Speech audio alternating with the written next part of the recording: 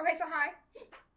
That's like delayed bad. Anyways, yeah, so we're gonna make chicken fried steak because apparently I was asked to record all of this, so I'm going to attempt it.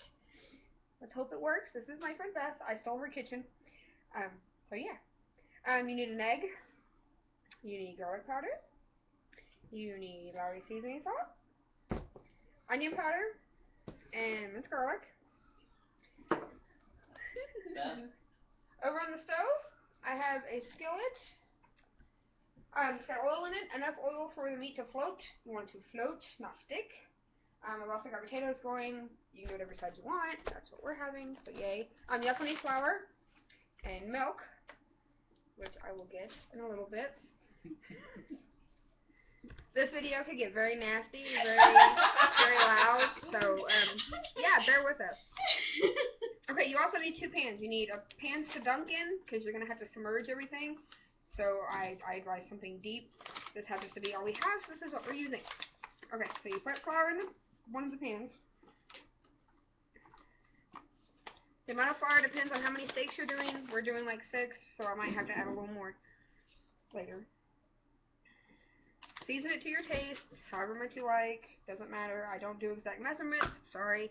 So you gotta slow down. Camera's not keeping up. It's all you. I know it's got a delay. Thank you. You people can talk, not just me. Milk. There's my Halloween costume. We're trying to do cooking, not a Halloween costume. And then crack the egg. Sorry. My roommates are a-holes sometimes. Hey. Crack the egg. And then I season the milk and egg wash just because I like the meat to be extra seasoned. You take an egg and you mix the flour. I'm going to stir it all up, make it all pretty, get the seasoning all in there and yummy. And beat the crap out of this, mix it up.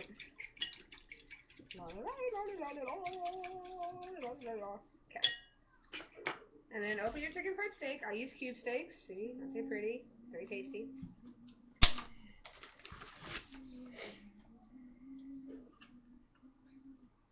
The longer you leave them out, the softer they will be, so you have to be very careful with them. And let that one sit for a minute. Take a little bit of the minced garlic because this stuff is very, very, very, very, very strong. It's very yummy. Very? Really? Yes, very. Very, very, very. You heard me. Well, just shut up, please. And the skillet over here, so turn the skillet on about medium-ish. And let that do its thing. And then, down. Okay. For the first couple, you can use your hands. After that, it kind of gets nasty. But put it in there, take a fork, and cover it with flour. Make sure it's really good and covered. If you don't want flour hands, use a glove.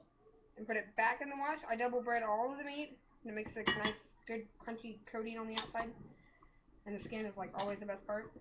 That's why you buy fried chicken, right? Because the skin is delicious.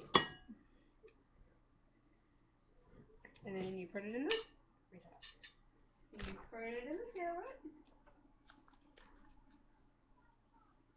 If you have a big skillet, I wouldn't do any more than 2 in the pan at any given time because they need space to be able to be flipped and cook and all that nice fun stuff.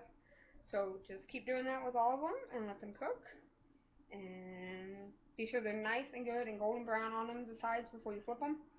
Otherwise the coating won't stick and it'll come off and then the whole freaking thing is pointless. There's no point in it. But yeah. It's really simple. Something my dad taught me. Not the only way to make chicken fried steak, but it's the only way I know. So that's what I do. Takes probably 7-8 minutes on each side, depending on how high you do it. I wouldn't do it any more than medium, maybe a little higher. That way it just gets a nice coating on it, and it's tasty. And let them nice get good and brown, like I said. You can flip them once, and then let it cook on the other side, and then flip it again. And then it should be done. And yeah, so enjoy. I will post other videos of stuff I cook. I should be making chicken Alfredo probably here in a few days. So